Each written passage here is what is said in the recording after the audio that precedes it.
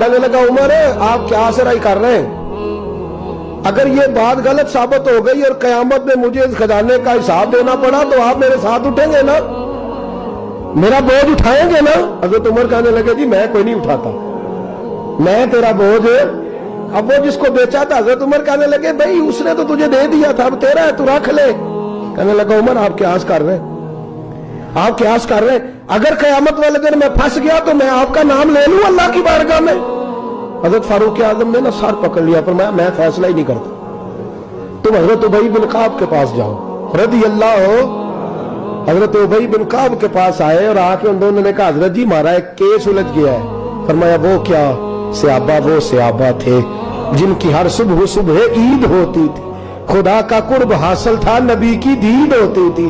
حضرت ہمارا کیس الجھ گیا، حضرت عمر سے فیصلہ نہیں ہوا، آپ مہربانی۔ فرمانے لگے وہ کون سا کیس ہے جو عمر فاروق سے فیصلہ نہیں ہوا؟ وہ کون سا کیس ہے؟ کہ حضرت جی یہ معاملہ ہے، توجہ ہے میری بات پر، یہ والا معاملہ ہے کہ اس نے بیچی ہے جگہ، میں نے خریدی ہے، اب خزانہ نکل آیا، میں کہتا ہوں تیرا ہے، یہ کہتا ہے نہیں تیرا، میرا میری نہیں۔ جی یہ کون سا دور ہے؟ بولے نا وہ کون سا دور تھا؟ خیر الناس من ینفع الناس، لوگوں میں بہتر وہ جو لوگوں کے لیے نفع بخش۔ یہ کہتا ہے خزانہ تیرا ہے، میں کہتا ہوں نہیں، تو کون سا دور ہو گیا؟ تیرا تیری کا۔ حضرت سیدنا ابی بن کعب رضی اللہ تعالیٰ عنہ نے سر جھکا لیا، کہنے لگے میں فیصلہ کیا کروں، میں بہت بڑا قاضی ہوں پر یہاں میں بھی الجھ گیا ہوں، اب فیصلہ سنو، خوبصورت فیصلہ۔ حضرت ابی بن کعب اس سے پوچھتے ہیں بیچنے والے سے تیرے بچے کتنے؟ کہنے لگا جوان بیٹا ہے۔